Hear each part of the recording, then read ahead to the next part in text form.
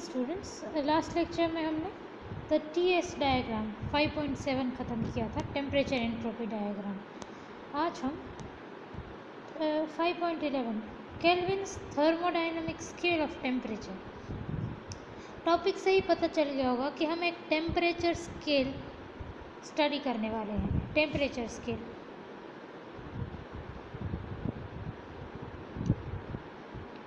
और ये जो टेम्परेचर स्केल हम स्टडी करने वाले हैं उसकी थ्योरी लॉर्ड केल्विन ने वर्कआउट की थी। That's why it's called kelvin thermodynamic scale of temperature. अब ये स्केल कैसी है? स्केल मीन्स कुछ मेजर हो रहा है, और क्या मेजर हो रहा है? टेम्परेचर। तो ये स्केल है कैसी? एक्चुअली स्केल ऐसी है, थर्मोडायनामिक केल्विन की थर्मोडायनामिक स्केल में टेम्परेचर θ1, θ2, θ3, θ4 इस तरह से टेम्परेचर मेजर हो रहा है। ये सारे टेम्परेचर हैं। कौन से टेम्परेचर? जो केल्विन की थर्मोडायनामिक स्केल में मेजर हुए। तो लॉर्ड केल्विन की थियरी के हिसाब से ratio of two temperature on this scale, मतलब कि केल्विन की थर्मोडायनामिक स्केल में कोई भी दो टेम्परेचर का ratio of two temperature on this scale is equal to ratio of heat absorb to ratio of heat rejected. Ratio of heat absorb to rejected, heat absorb मतलब Q1 और heat rejected मतलब Q2। This scale is called Kelvin's thermodynamic scale. इसको Kelvin's thermodynamic scale कहते हैं कि आपका कोई भी इंजन होगा, वो कुछ हीट को एब्जॉर्ब करेगा Q1 और कुछ हीट वो रिजेक्ट करेगा to the sink Q2। So Q1/Q2 is equal to कितना होना चाहिए? आपके केल्विन थर्मोडायनामिक स्केल में कि कोई भी दो टेम्परेचर का रेशियो इतना होना चाहिए। तो केल्विन थर्मोडायनामिक स्केल में हम टेम्परेचर कैसे मेजर कर रहे हैं? θ1, θ2, θ3 ये सारे इसके टेम्परेचर्स हैं। तो ये है केल्विन की थर्मोडायनामिक स्केल।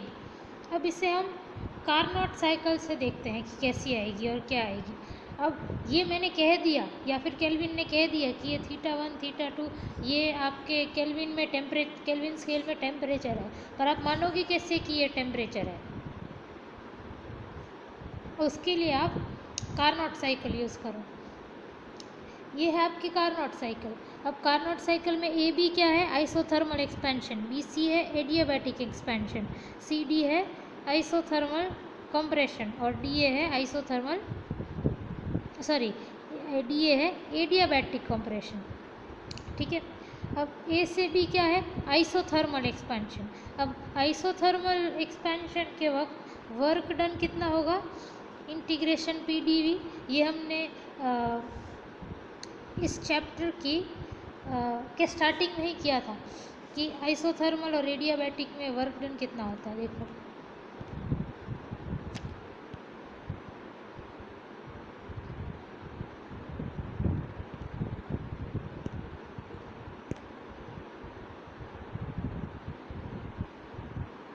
ये देखो,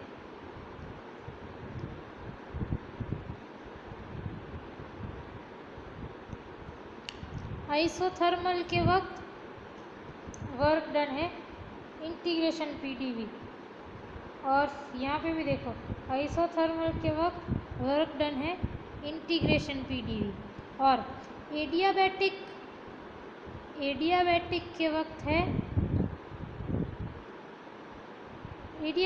के वक्त भी इंटीग्रेशन पी डी वी है। एडियाबैटिक के वक्त भी इंटीग्रेशन पी डी वी है। तो आपका वर्क डन क्या है? Integration P D V. ठीक है।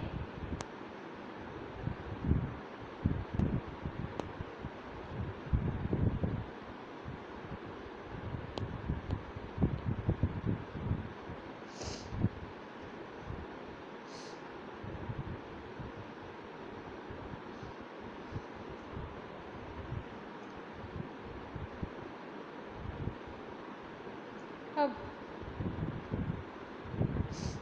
वर्क डन है इंटीग्रेशन पी डी वी, और हम आइसोथर्मल इस ए बी की बात करें, आइसोथर्मल एक्सपेंशन की, तो ए पे कितना है, ये ए है P1 V1 T1 और बी है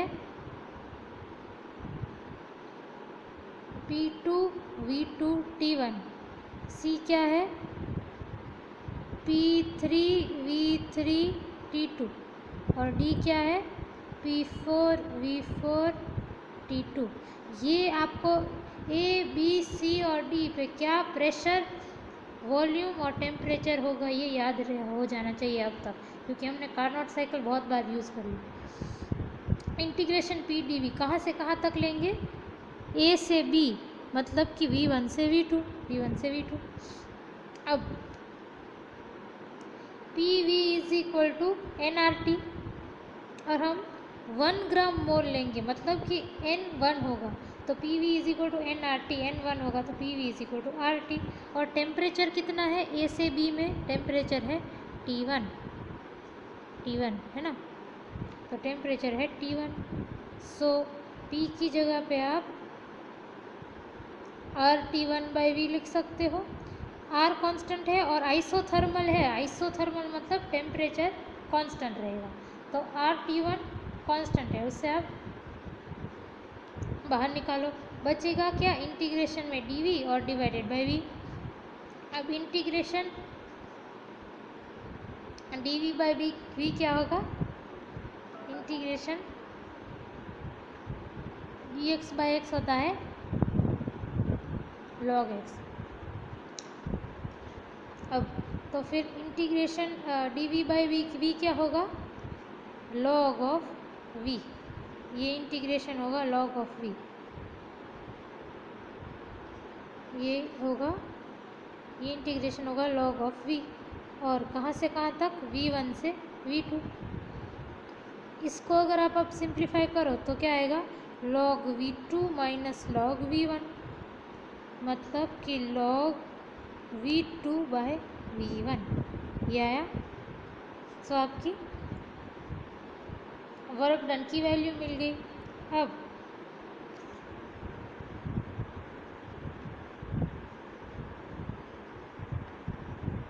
आपने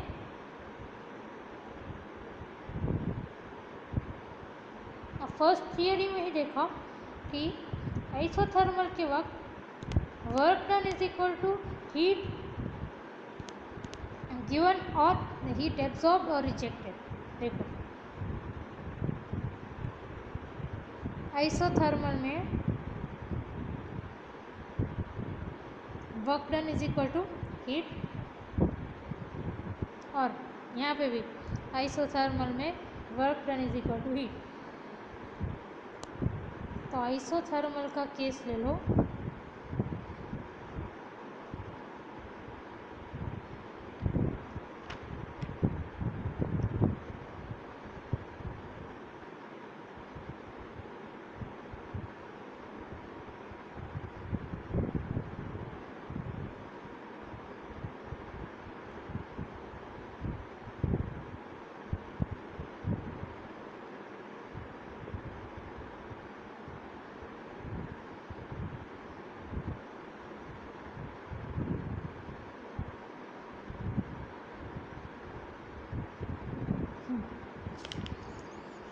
आइसोथर्मल का केस ले लिया, तो वर्क डन क्या होगा, work done will be nothing but your heat. और इस केस में ए बी आइसोथर्मल एक्सपेंशन में क्या हो रहा है, heat is absorb from source, so that is Q1, so Q1 is equal to RT1 log V2 by V1। अब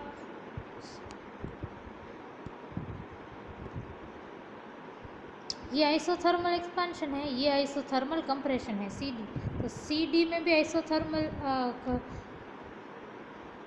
वो है प्रोसेस, आइसोथर्मल प्रोसेस है, मतलब work done is equal to heat absorbed और रिजेक्टेड। और इस CD के वक्त क्या होता है, कंप्रेशन के वक्त हीट इज रिजेक्टेड। कितनी हीट रिजेक्ट हो रही है, Q2 जितनी, ठीक है। अब हीट रिजेक्ट हो रही है, हीट बाहर निकल रही है, मतलब आप माइनस कर दोगे, देखो वर्क डन कितना है, सी डी वाले केस में वर्क डन तो आपको पता है इंटीग्रेशन पी डी वी है, ठीक है। अब इस वर्क से क्या हो रहा है कि हीट रिजेक्ट हो रही है, तो आप क्या करोगे कि Q2 is equal to minus P D V. अब ये इंटीग्रेशन कहाँ से कहाँ तक लोगे, ये C क्या है P3V3T2, P3V3T2, और D क्या है P4V4T2, तो V3 से V4 ये रहा। फिर इसी तरह से आप इसको सॉल्व करो तो आपको Q2 की वैल्यू मिल जाएगी। अब इस Q1 में से इस Q2 में से इस Q1 को डिवाइड करो तो आपकी कुछ ऐसी इक्वेशन आएगी, इक्वेशन 3। फिर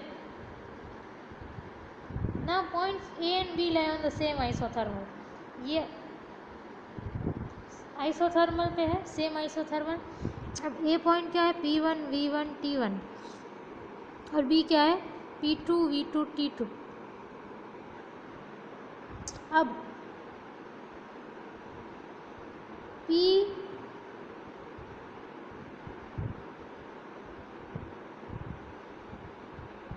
V is equal to NRT होता है N, और हमने 1 ग्राम मोल ऑफ गैस लिया तो PV is equal to RT। अब इस केस में A वाले केस में क्या होगा, A के केस में P1 V1 is equal to RT1, और B वाले केस में क्या होगा P2 V2 is equal to RT2। दोनों को कंपेयर, अब RT2 नहीं होगा एक्चुअली, यहाँ पे भी T1 होगा ना, P2 V2 T1 होगा क्योंकि ये B वाला पॉइंट इसी आइसोथर्मल पे, तो दोनों यहाँ पे भी T1 होगा और यहाँ पे भी T1 होगा। ये कहीं लिख लेना कि point A B C D पे क्या है आपका प्रेशर, वॉल्यूम और टेम्परेचर, तो यहाँ पे T1 होगा। तो अब इन दोनों को कंपेयर करो, दोनों में RHS में RT1 है, मतलब P1 V1 is equal to P2 V2 हुआ, है ना। P1 V1 is equal to P2 V2, इसको आप इस तरह से लिख सकते हो। उसके बाद C और D पॉइंट देखो, C पॉइंट क्या है P3 V3 T2 और D पॉइंट है P4 V4 T2। अब दोनों पे आप आइडियल गैस इक्वेशन लगाओ तो C पे क्या होगा P3 V3 is equal to RT2, और D पॉइंट पे क्या होगा P4 V4 is equal to RT2।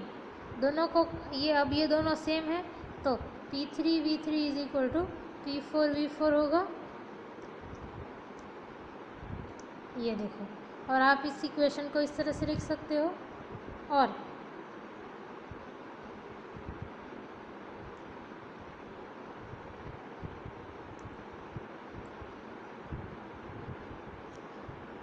BC देखो, BC एडियाबैट, ये B और C एक एडियाबैटिक है। अब आपको 12th स्टैंडर्ड में हमने किया है, आपको पता होगा कि कोई भी दो पॉइंट्स, कोई भी एक एडियाबैटिक हो, कोई भी दो पॉइंट एडियाबैटिक हो, उसके लिए कोई भी एडियाबैटिक कर्व के लिए PV raise to gamma is constant, PV raise to gamma is constant adiabatic curve के लिए। मतलब कि पॉइंट B क्या है P2 V2 T1, और पॉइंट C क्या है P3 V3 T2। PV gamma is constant, मतलब पॉइंट B के लिए P2 V2 raise to gamma is equal to constant, और पॉइंट C के लिए P3 V3 raise to gamma is constant. अब ये दोनों कांस्टेंट सेम है, मतलब P2 V2 raise to gamma is equal to P3 V3 raise to gamma.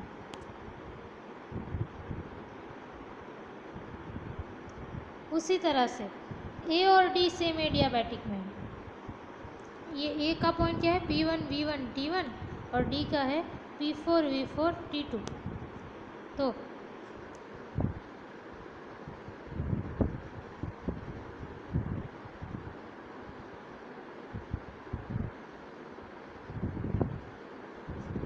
इसका क्या होगा, पॉइंट ए का P1 V1 raise to gamma is equal to P4 V4 raise to gamma, जैसे हमने पहले किया।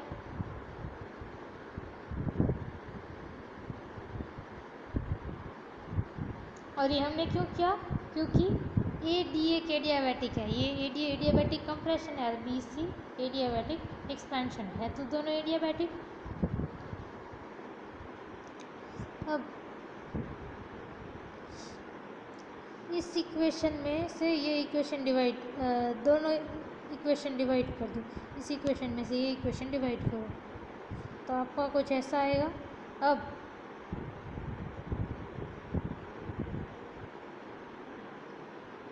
P2 by P1 is equal to, यहाँ पे देखो, यहाँ पे P2 बाई P1 है, इसकी जगह पे V1 बाई V2 रखती हूँ। क्यों, देखो यहाँ पे P2 by P1 is equal to V1 by V2, तो P2 बाई P1 की जगह पे V1 बाई V2। इसी तरह से P3 by P4, P3 by P4 is equal to V4 by V3, V4 by V3। अब इसको आप सिंप्लीफाई करो तो क्या आएगा, इसको आप सिंप्लीफाई करो तो V2 by V1 gamma minus 1 is equal to V3 by V4 gamma minus 1। और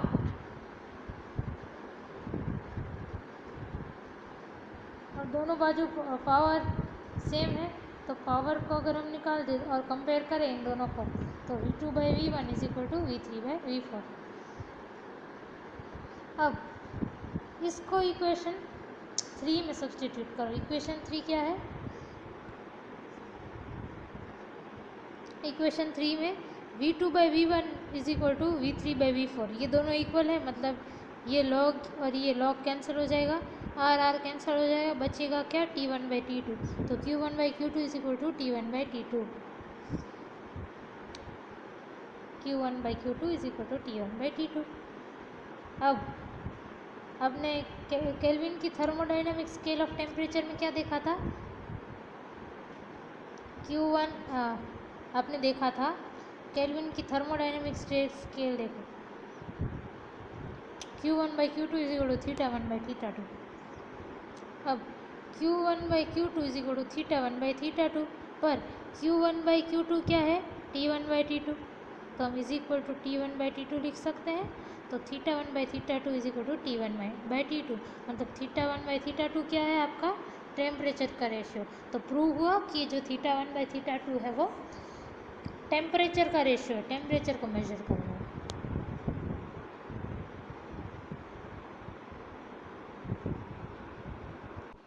अब नेक्स्ट टॉपिक है मॉलिक्यूलर कोलिजन्स। अब आपने काइनेटिक थियरी ऑफ गैसेस पढ़ी होगी। काइनेटिक थियरी ऑफ गैसेस क्या कहती है कि गैस मॉलिक्यूल्स सारे के सारे, गैस में काफ़ी सारे मॉलिक्यूल्स हैं जो कॉन्स्टेंटली मूव कर रहे हैं विथ सम वेलोसिटी, और सारे के सारे molecules they are of finite size. और ये जो मॉलिक्यूल्स मूव कर रहे हैं वो कोई भी डायरेक्शन में मूव कर सकते हैं और किसी भी वेलोसिटी से मूव कर सकते हैं, और ये पार्टिकल्स एक दूसरे के साथ कोलाइड करते रहेंगे। ये पार्टिकल यहाँ मूव कर रहा है, ये पार्टिकल यहाँ पे, ये पार्टिकल यहाँ पे। तो गैस में बहुत सारे मॉलिक्यूल्स होते हैं, और molecules which are of finite size, और वो रैंडमली किसी भी डायरेक्शन में मूव कर सकते हैं, किसी भी डायरेक्शन में, और कोई भी वेलोसिटी हो सकती है, और वो एक दूसरे के साथ कोलाइड करेंगे। कोलाइड करવું એટલે અથડાવું।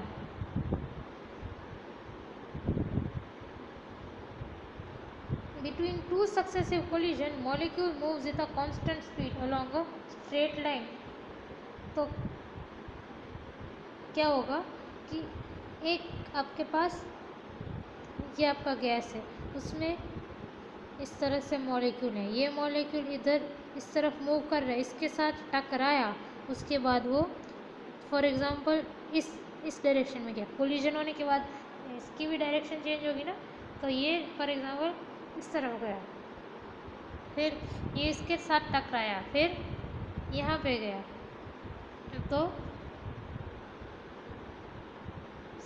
दो सक्सेसिव कोलिजन, सक्सेसिव मतलब एक के बाद एक, कोलिजन के बीच में आपका पार्टिकल जो है वो स्ट्रेट लाइन में मूव करेगा, मॉलिक्यूल जो है वो ऐसे ऐसे ऐसे मूव नहीं करेगा, स्ट्रेट लाइन में। कोलिजन होने के बाद उसकी डायरेक्शन चेंज होगी, दिशा बदला से डायरेक्शन चेंज होगी, बट वो फिर भी स्ट्रेट लाइन में ही मूव करेगा कोलिजन के बीच। फिर कोलिजन होने के बाद फिर से डायरेक्शन चेंज होगी, पर स्ट्रेट लाइन में मूव करेगा। और क्योंकि ये कोलिजन मॉलिक्यूल्स के बीच में हो रहे हैं, इसलिए इसको मॉलिक्यूलर कोलिजन कहेंगे।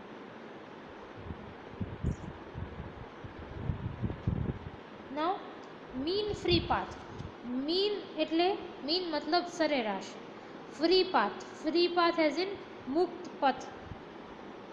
ना मीन फ्री पाथ है क्या? Between any two collisions the molecule travels freely a certain distance in a straight line। अभी मैंने कहा कि दो कोलिजन के बीच आपका मॉलिक्यूल स्ट्रेट लाइन में ट्रैवल करता है।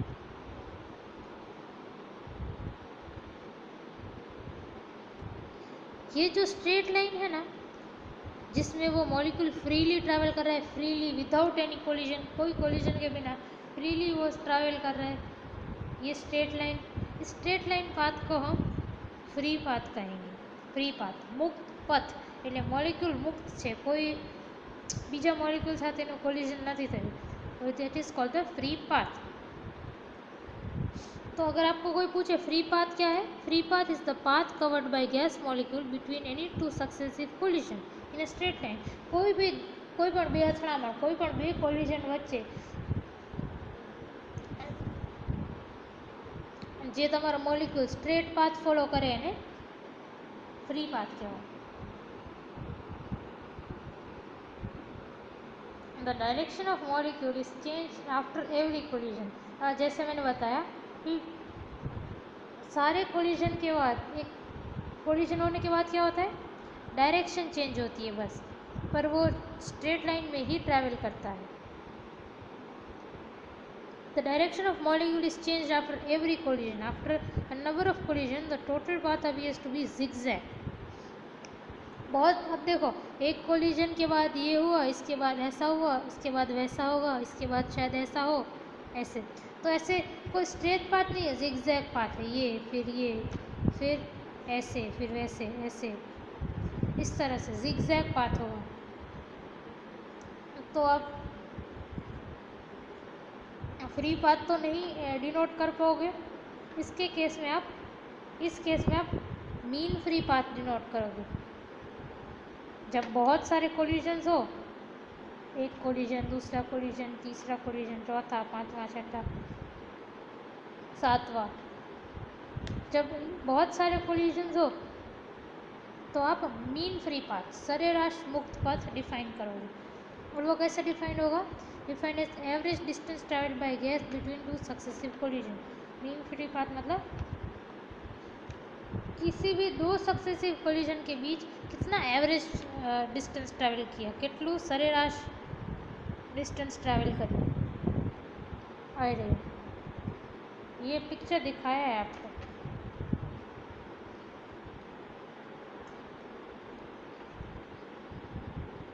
अब ये क्या होगा, ये होगा फ्री पाथ।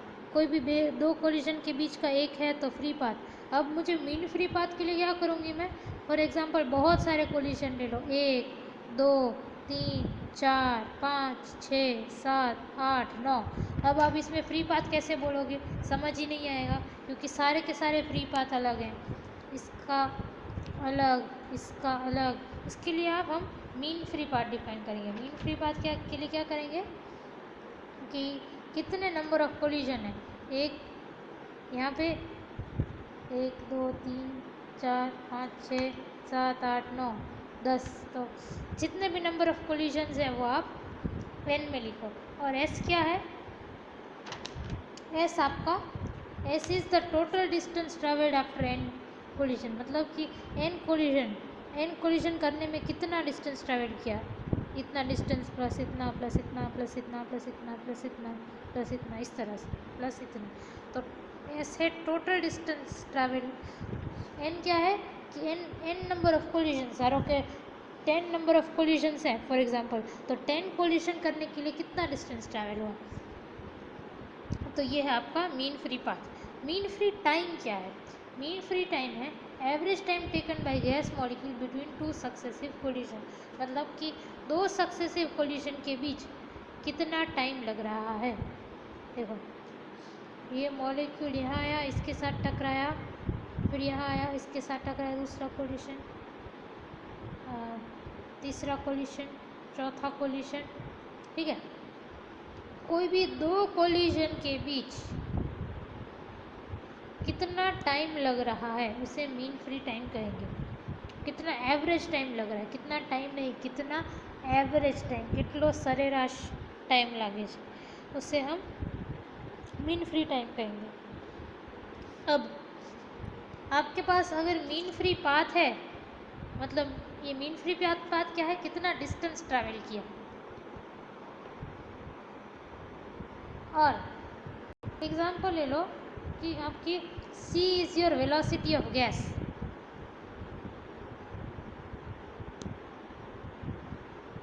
c क्या है?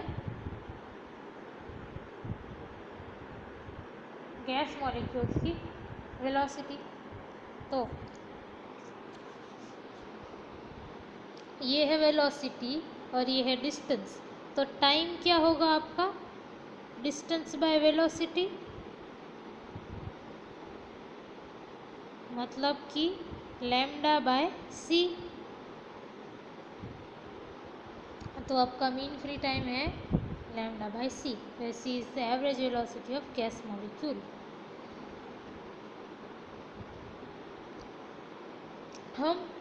अब हम मीन फ्री पाथ के लिए इक्वेशन ऑब्टेन करेंगे। Expression for mean free path, Clausius expression.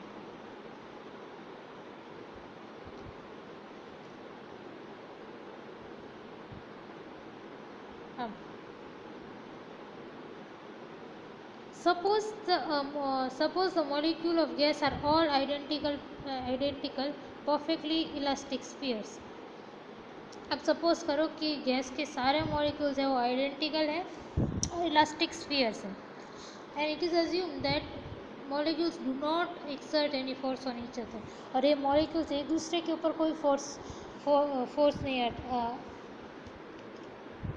Exert कर रहे हैं, रिपल्शन अट्रैक्शन कुछ नहीं हो रहा, फ्रीली वो लोग मूव कर रहे हैं।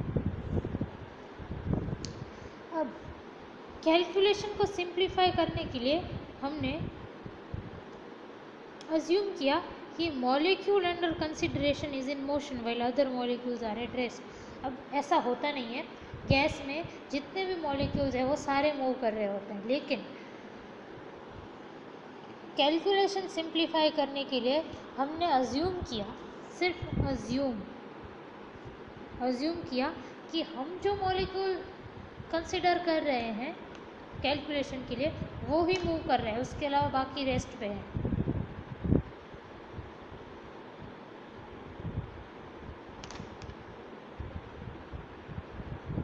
तो कुछ ऐसा दिखेगा।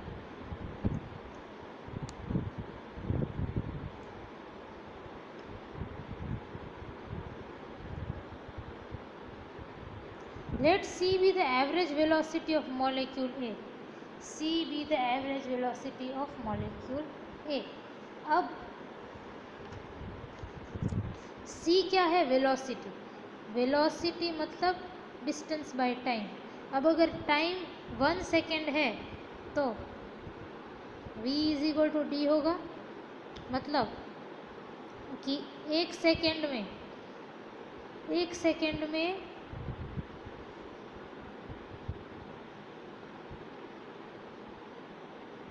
हमारा पार्टिकल कितना डिस्टेंस ट्रैवल करेगा? वेलोसिटी जितना। तो 1 सेकेंड में इस केस में 1 सेकेंड में इस केस में ये यहाँ पे था, कहाँ जाएगा? 1 सेकेंड में यहाँ पे पहुँच जाएगा जो c डिस्टेंस दूर है। अपने केस में वेलोसिटी c है, याद रखना।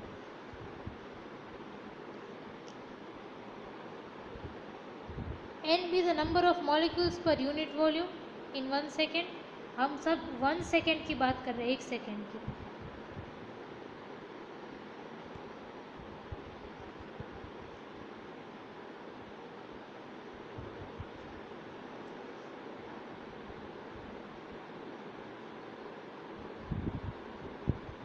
अब आप मॉलिक्यूल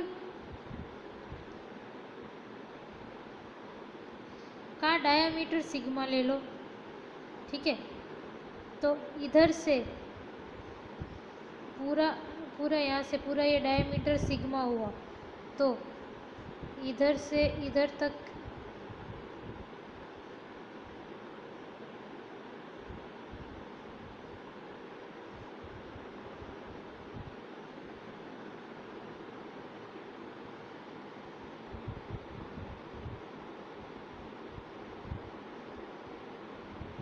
सॉरी, मैंने आपको स्फीयर ऑफ इन्फ्लुएंस नहीं पढ़ाया अभी तक, तो आपको शायद ये समझना है।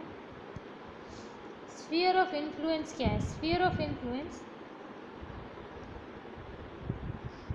इन्फ्लुएंस मतलब क्या कि आपका कोलिजन हो रहा है तो आपका ये पार्टिकल जो है वो दूसरे पार्टिकल को कितने हद तक इन्फ्लुएंस कर सकता है। अब आपका अगर कोई भी मॉलिक्यूल है सिग्मा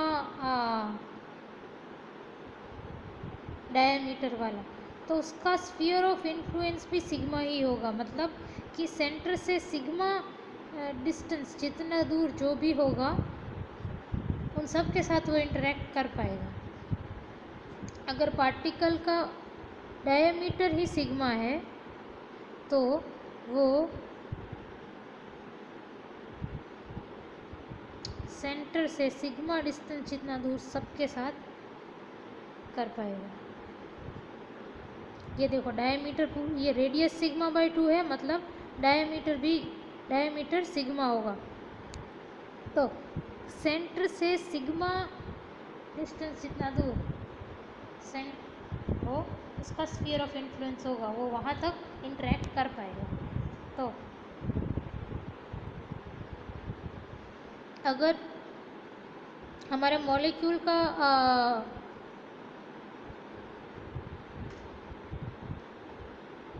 डायमीटर, मॉलिक्यूल का डायमीटर है सिग्मा, ठीक है, तो वो सेंटर से कहाँ तक इन्फ्लुएंस कर पाएगा? सेंटर से लेके सिग्मा तक इन्फ्लुएंस कर पाएगा। तो स्फीयर ऑफ इन्फ्लुएंस इस तरह से बनेगा।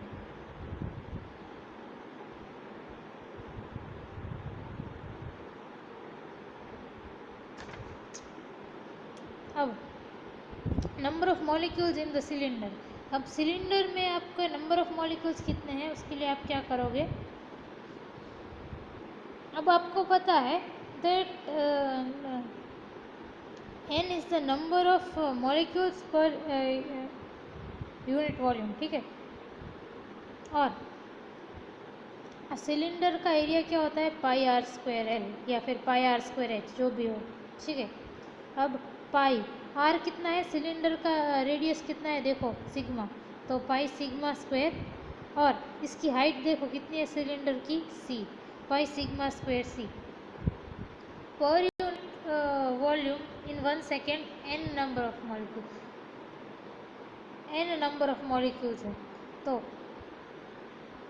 एक यूनिट वॉल्यूम में n मॉलिक्यूल्स हैं, तो पाई सिग्मा स्क्वायर सी में कितने मॉलिक्यूल्स होंगे?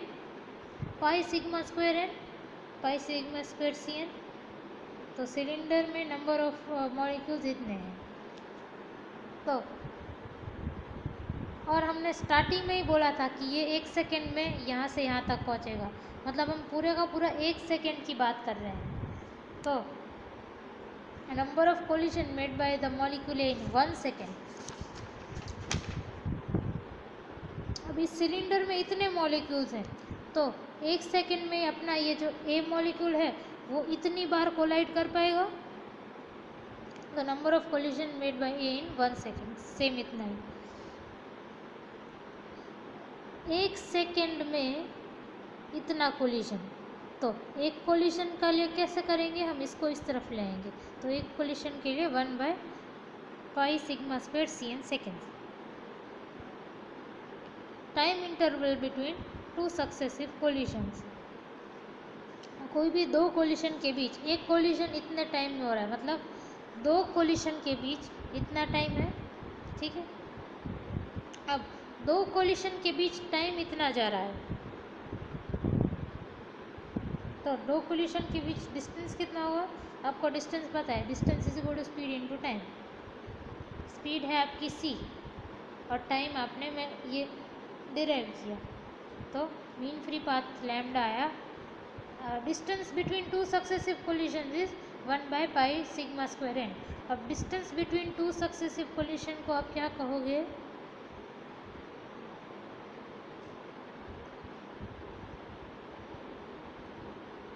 distance between, average distance between 2 successive collisions is called mean free path। तो डिस्टेंस बिटवीन 2 सक्सेसिव कोलिजन को मैंने मीन फ्री पाथ बोला। तो ये है आपका Clausius expression for mean free path. अब ये जो हमने ऑब्टेन किया ना, वो सही है, बट इट्स नॉट एग्जैक्ट। क्यों? क्योंकि it is based on the assumption that only one molecule under consideration is in motion while others are at rest. अब यहाँ पे हमने एक अजम्पशन किया था, याद हो तो हमने अजम्पशन ये किया था, थियरी को सिंप्लीफाई करने के लिए, कैलकुलेशन को सिंप्लीफाई करने के लिए हमने अज्यूम किया था कि जिस मॉलिक्यूल के लिए हम कैलकुलेशन कर रहे हैं वो ही मोशन में है, बाकी सब रेस्ट पे है। हमने ऐसा अज्यूम किया था, पर गैस में ऐसा नहीं होता। गैस में सारे के सारे मॉलिक्यूल्स जो है वो मोशन कर रहे होते हैं।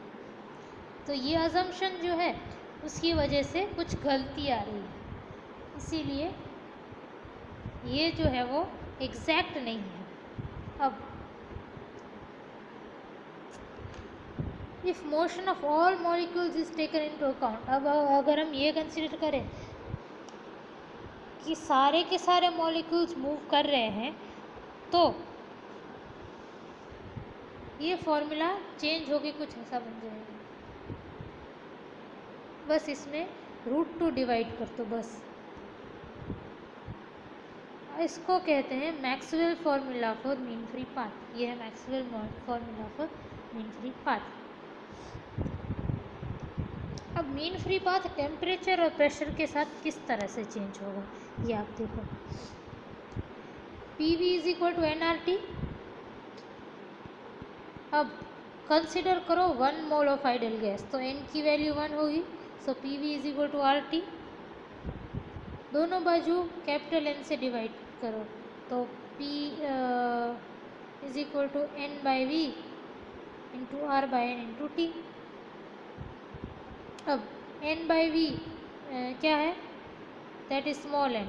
n क्या है, नंबर ऑफ मॉलिक्यूल्स, और v है वॉल्यूम, तो small n is number of molecules per unit volume. अब R/n क्या है, R/n is equal to k, तब बोल्ट्जमैन कांस्टेंट। ये आपने 11th-12th थर्मोडाइनमिक्स में किया है ये सब। तो P is equal to nkt। अब n को सब्स्टिट्यूट ऑफ इक्वेशन बनाओ, तो n is equal to p/kt। अब ये जो n की वैल्यू है ना, इससे आप इसमें ये जो आपका है लैम्डा का इक्वेशन, इसमें पुट कर दो, तो lambda is equal to kt/√2 pi lambda square p। मतलब इसी इक्वेशन से आप क्या कह सकते हो कि lambda is inversely proportional to p and lambda is directly proportional to t। जैसे जैसे टेम्परेचर बढ़ेगा आपका मीन फ्री पाथ बढ़ेगा, जैसे जैसे प्रेशर बढ़ेगा आपका मीन फ्री पाथ घटेगा, ये याद रखना। अब नेक्स्ट टॉपिक है ट्रांसपोर्ट फिनोमेना। हमारी नेक्स्ट टॉपिक है transport phenomena.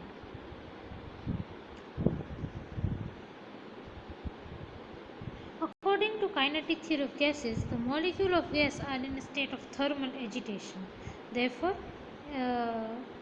the gas attains a steady equilibrium by transporting momentum, heat and energy from one layer of gas to another, giving rise to viscosity, conductivity and diffusion respectively. This phenomena is called transport phenomena. अब कोई भी fluid है, जैसे कि आप पानी ले लो, पानी एक फ्लूइड है, फ्लूइड है, तरल पदार्थ। गैस भी एक फ्लूइड है। अब आपको पता है कोई भी फ्लूइड, जैसे आप पानी ले लो, पानी में अगर ऐसे लेयर्स में फ्लो कर रहा है पानी, तो ऊपर का लेयर होगा, ऊपर का लेयर वो फास्ट होगा नीचे के लेयर से। ये तो आपको पता है। ऊपर का लेयर, आपने नदी देखी होगी,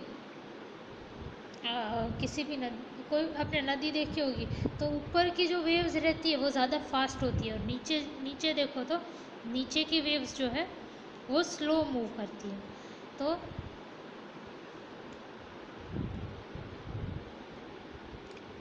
सारे जो लेयर्स बन रहे हैं उन लेयर्स की वेलोसिटी डिफरेंट है। अगर सारे लेयर्स की वेलोसिटी डिफरेंट है तो सारे लेयर्स के मोमेंटम डिफरेंट होंगे। तो इक्विलिब्रियम अटेन करने के लिए क्या होगा कि इसका मोमेंटम ज़्यादा है और इसका मोमेंटम कम है, तो मोमेंटम ओके, तो ये तो नॉन इक्विलिब्रियम हो गया। इक्विलिब्रियम में दोनों लेयर्स का मोमेंटम इक्वल होना चाहिए। तो क्या होगा कि मोमेंटम ट्रांसफ़र होगा, यहाँ से यहाँ, यहाँ से यहाँ, इस तरह से मोमेंटम ट्रांसफ़र होगा। तो एक लेयर से दूसरे लेयर में अगर मोमेंटम ट्रांसफ़र हो तो this gives rise to viscosity. Viscosity is transport of momentum. Viscosity एटले स्निग्धता। फिर कंडक्टिविटी। कंडक्टिविटी कैसे राइज होती है?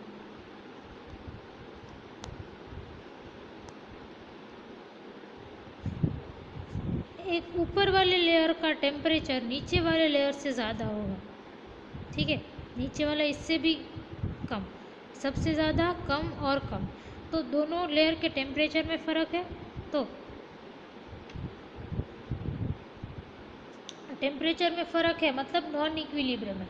इक्विलिब्रियम गेन करने के लिए क्या करेगा, ये इस तरफ थर्मल एनर्जी ट्रांसपोर्ट करेगा। तो थर्मल एनर्जी जब ट्रांसफ़र या ट्रांसपोर्ट होती है किसी किन्हीं दो लेयर्स के बीच, तो उसके कारण जो फिनोमिना है उसे थर्मल कंडक्टिविटी कहते हैं।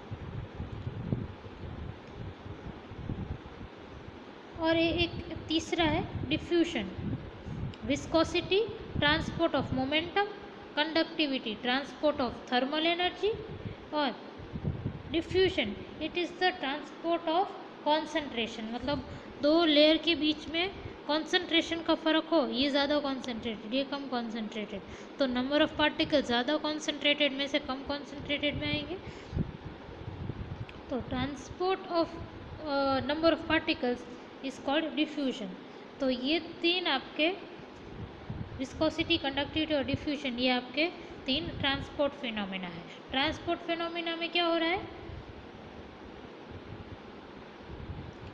कि मोमेंटम, हीट या मास एक लेयर से दूसरी लेयर में जा रहा है। तो विस्कोसिटी में क्या हो रहा है, विस्कोसिटी में एक लेयर से दूसरी लेयर में मोमेंटम ट्रांसपोर्ट हो रहा है। कंडक्टिविटी में क्या हो रहा है, एक लेयर से दूसरी लेयर में थर्मल एनर्जी ट्रांसपोर्ट हो रही है। और डिफ्यूजन में क्या हो रहा है, एक लेयर से दूसरी लेयर में नंबर ऑफ़ पार्टिकल्स या फिर मास ट्रांसफ़र हो रहा है। तो ये आपके तीन ट्रांसपोर्ट फिनोमेना। और तीनों ट्रांसपोर्ट फिनोमेना सिर्फ नॉन इक्विलिब्रियम में ही अकर होंगे। अगर गैस नॉन इक्विलिब्रियम स्टेट में है, मतलब एक लेयर का मोमेंटम, मास या फिर थर्मल एनर्जी दूसरे से अगर ज़्यादा है तो ही ये ट्रांसपोर्ट हो पाएगा। तो ये एक लेयर का ज़्यादा एक लेयर का कम, मतलब इक्विलिब्रियम तो हो नहीं सकता, तो नॉन इक्विलिब्रियम। अब हम देखेंगे विस्कोसिटी ऑफ गैस। अब मैंने जैसे कहा transport of momentum gives rise to phenomena of viscosity. Viscosity is due to transport of momentum. तो आप 3 लेयर कंसिडर करो। एक लेयर है ए बी, जिसमें जो भी वेलोसिटी से ट्रैवल कर रहा है, और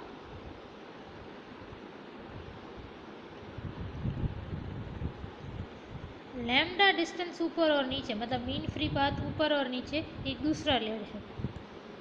दूसरा लेयर जो है वो v plus D V by D Z lambda, और ये जो नीचे वाला है वो v minus D V by D Z lambda velocity से मूव कर रहा है।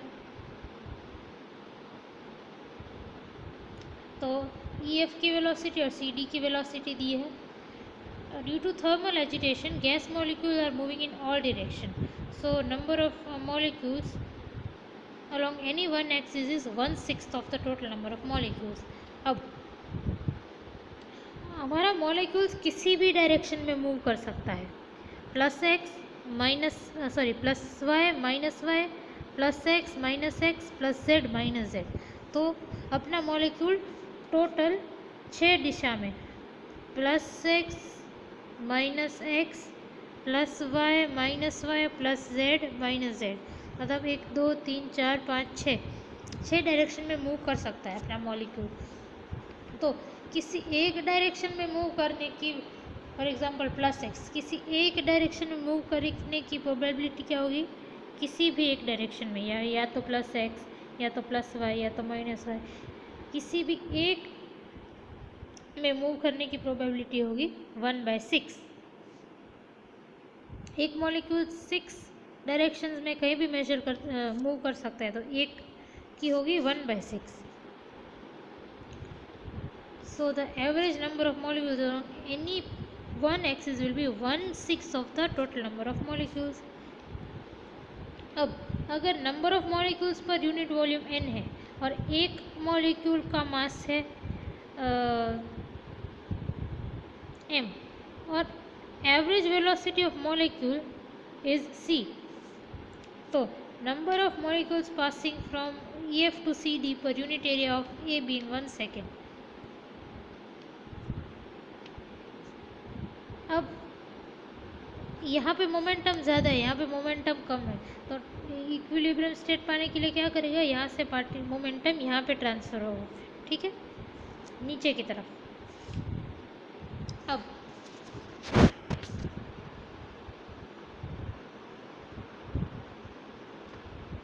कितनी स्पीड से हो रहा है एक मॉलिक्यूल, कितना तेज, एक मॉलिक्यूल की स्पीड कितनी है?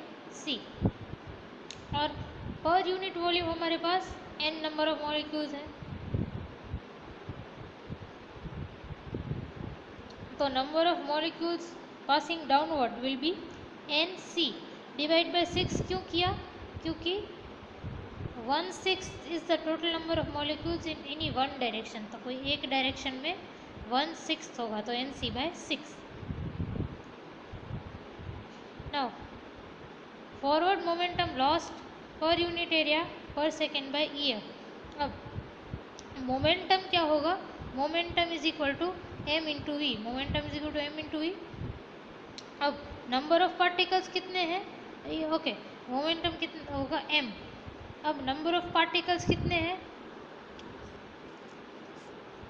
तो nc/6, तो ये कैपिटल M, तो ये आपका टोटल मास हुआ। स्मॉल m क्या है? एक गैस मॉलिक्यूल का मास। और ये कैपिटल M जो है वो क्या है?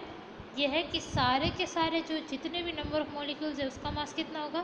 तो नंबर ऑफ मॉलिक्यूल्स हमारे पास इतने हैं, एक मॉलिक्यूल का m, तो सारे के सारे मॉलिक्यूल्स का mnc/6, तो mnc/6 इंटू ये v। अब वेलोसिटी कितनी है EF लेयर की? EF लेयर की वेलोसिटी है v प्लस लैम्डा dv/dz। देखो excuse me, v plus lambda dv/dz, तो ये आपका मोमेंटम हुआ। अब similarly the number of molecules passing upwards from CD to EF per unit area of layer AB in 1 second is also। अब जैसे ऊपर से नीचे आते हुए NC/6 है, वैसे ही आप नीचे से ऊपर जाते हुए भी NC/6 ही होंगे ना। तो ऊपर जाते हुए मॉलिक्यूल्स का मतलब ऊपर जाते हुए मतलब CD से ऊपर EF की तरफ जाते हुए मॉलिक्यूल्स का मोमेंटम कितना होगा, सेम mNc/6 इंटू वेलोसिटी। इस बार वेलोसिटी कितनी लेंगे हम, ये वाली, क्योंकि यहाँ से जा रहे हैं, यहाँ से ये वाली वेलोसिटी लेंगे हम।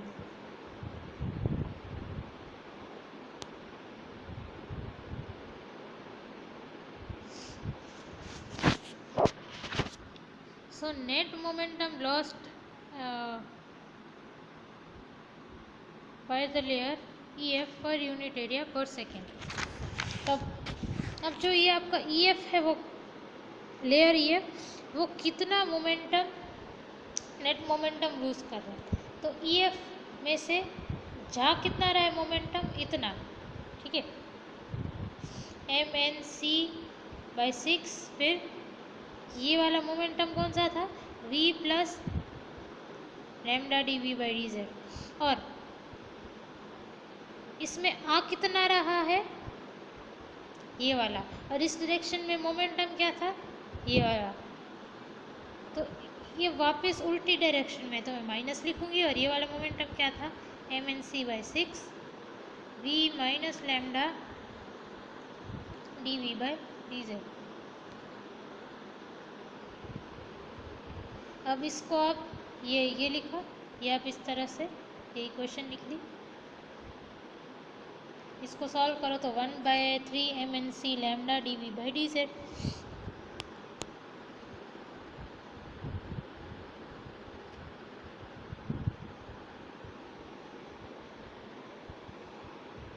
So the backward dragging force per unit area is gain or loss of momentum per unit area per second। ये तो आपको पता है कि force per unit area is gain or loss of momentum per unit area per second। अब force क्या है, dp/dt, मतलब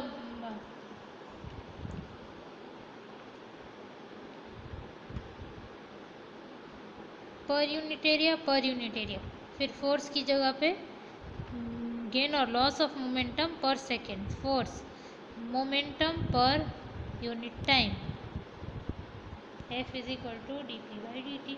ये तो आपको पता है।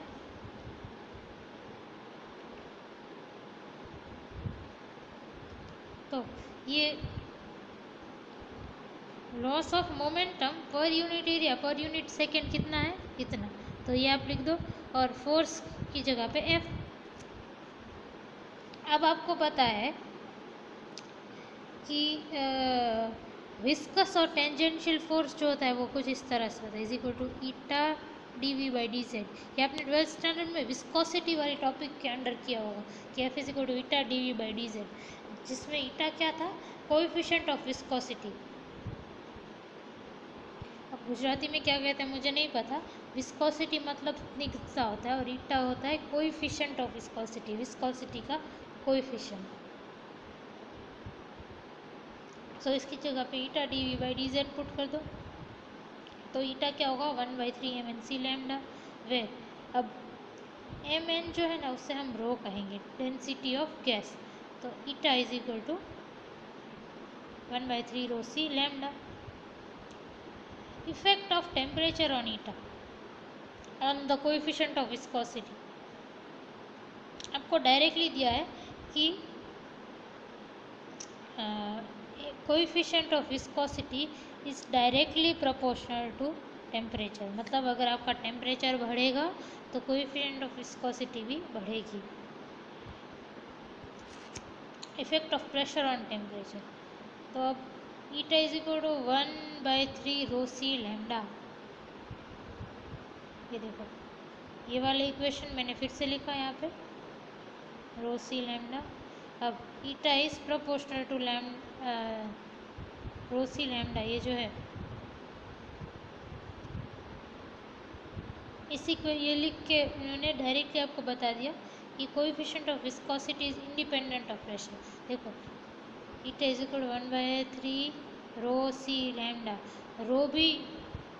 रो सी और लैम्डा, कहीं पे भी प्रेशर कैपिटल पी नहीं आ रहा, तो प्रेशर आप बढ़ाओ या कम करो, अब कोएफिशिएंट ऑफ विस्कोसिटी सेम रहेगी। थर्मल कंडक्टिविटी, अब थर्मल कंडक्टिविटी क्या है? ट्रांसपोर्ट ऑफ थर्मल एनर्जी, मतलब कि आपके पास तीन इस तरह से अलग अलग लेयर्स हैं, एक लेयर में थर्मल एनर्जी दूसरे लेयर से ज़्यादा है, थर्मल एनर्जी ज़्यादा है मतलब ये लेयर का टेम्परेचर ज़्यादा है, इस लेयर का टेम्परेचर ज़्यादा है इससे, इसका थीटा इसके ऊपर वाले का theta plus lambda D theta by D Z, और इसका theta minus lambda D theta by D Z.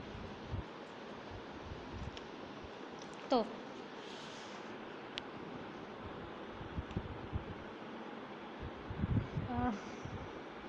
Different layer of gas में अब डिफरेंट टेम्परेचर, डिफरेंट अलग अलग टेम्परेचर है तो अलग अलग थर्मल एनर्जी होगी, तो ये नॉन इक्विलिब्रियम सिचुएशन हो गई। तो इस सिचुएशन में थर्मल एनर्जी ट्रांसपोर्ट होगी एक लेयर से दूसरे लेयर में, तो उससे हम ट्रांसपोर्ट ऑफ थर्मल एनर्जी को हम थर्मल कंडक्टिविटी कहेंगे। अब आपने जो पूरा का पूरा किया विस्कोसिटी के लिए, वो पूरा रिपीट करो कि इसमें यहाँ से EF से नीचे आते हुए नंबर ऑफ मॉलिक्यूल्स कितने होंगे?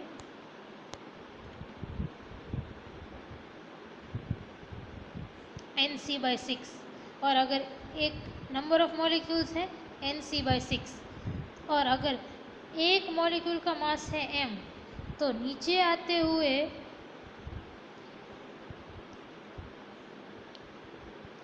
NC/6 नंबर ऑफ मॉलिक्यूल्स नीचे आ रहे हैं। एक मास का एक गैस मॉलिक्यूल का मास है m, तो कितना मास नीचे आ रहा है? m into number of molecules जो नीचे आ रहे हैं, सो MnC/6 जितना नीचे आ रहा है। अब हीट एनर्जी कितना होता है? Mass into specific heat into temperature, MCVT, ये आपको पता है, ये आपकी हीट एनर्जी होती है MCVT। अब मास m क्या है आपका? मास MCVT, मास कितना आया नीचे आता हुआ मास MnC/6, स्पेसिफिक हीट CV, और टेम्परेचर कितना है EF का? हम अभी नीचे आने वाले की बात कर रहे हैं, तो नीचे आते हुए हीट एनर्जी कितनी कैरी करेगा? इतनी। सिमिलरली इस तरह से जो ट्रैवल कर रहा है, अब नीचे की तरफ MnC/6 मॉलिक्यूल्स आ रहे हैं, तो ऊपर की तरफ भी इतने ही जाएंगे NC/6, नंबर ऑफ मॉलिक्यूल्स है NC/6, तो उन सारे मॉलिक्यूल्स का मास कितना होगा? MnC/6, और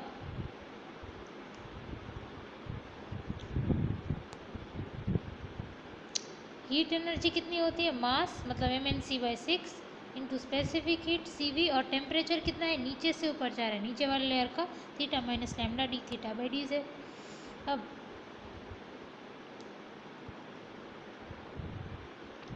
net heat lost by layer EF कितनी हीट लूज कर रहा है? तो यहाँ से यहाँ पे जो हीट जा रही है वो जो की थी MnC/6 theta plus lambda D theta by D Z, और यहाँ से यहाँ हीट आ रही है, मतलब कि हीट को गेन कर रहा है, इससे उल्टा, तो माइनस कर दूँगी, minus MnC/6 theta minus lambda D theta by D Z.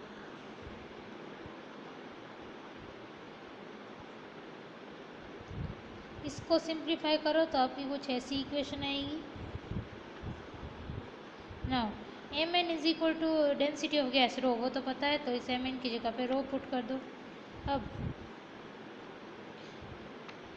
coefficient of thermal conductivity K of a gas is defined at quantity of heat that flows per unit area per unit temperature gradient।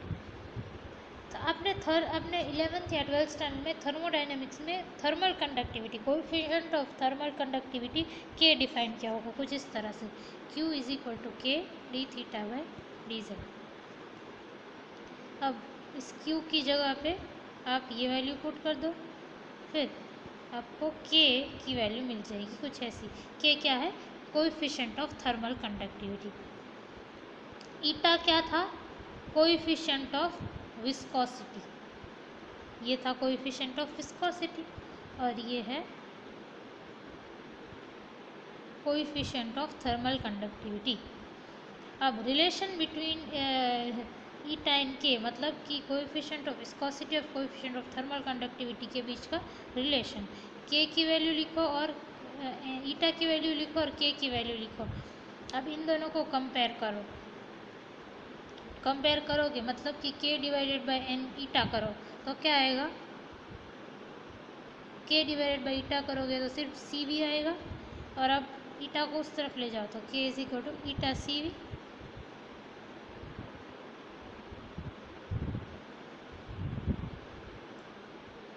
ये आपका syllabus में है नहीं, तो इस पर हम detail में नहीं जाएंगे। नेक्स्ट है आपका effect of temperature on thermal conductivity. तो अब के की वैल्यू हम डिराइव की इतनी, ये रही। अब रो की जगह पे एम एन रख सकते हो, रो की जगह पे एम एन। अब लैम्डा की वैल्यू क्या है? Maxwell relation.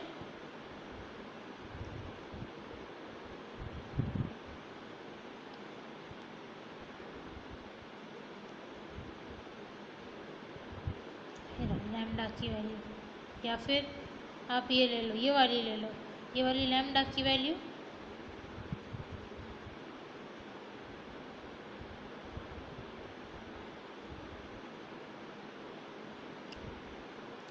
तो लैम्डा की वो मैक्सवेल फॉर्मूला पुट कर दो यहाँ पे,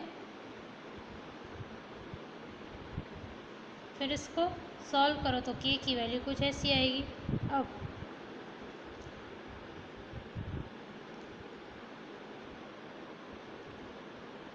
जो आपकी वेलोसिटी है ना, velocity of gas that is proportional to the square root of temperature. तो अब C is proportional to square root of temperature, तो K is also proportional to the square root of temperature. The coefficient of thermal conductivity is directly proportional to square root of temperature. Effect of pressure on K. Coefficient of conductivity is also independent of pressure. तो ईटा और के मतलब कि coefficient of viscosity और coefficient of thermal conductivity दोनों pressure से independent है। Pressure बढ़ाओ या घटाओ फर्क नहीं पड़ता, लेकिन टेम्परेचर, ईटा और के टेम्परेचर के साथ कैसे रिएक्ट करते हैं। Eta is also proportional to 1/√T and K is also proportional to 1/√T। मतलब कोएफिशिएंट ऑफ विस्कोसिटी और कोएफिशिएंट ऑफ थर्मल कंडक्टिविटी दोनों √T के साथ प्रोपोर्शनल है।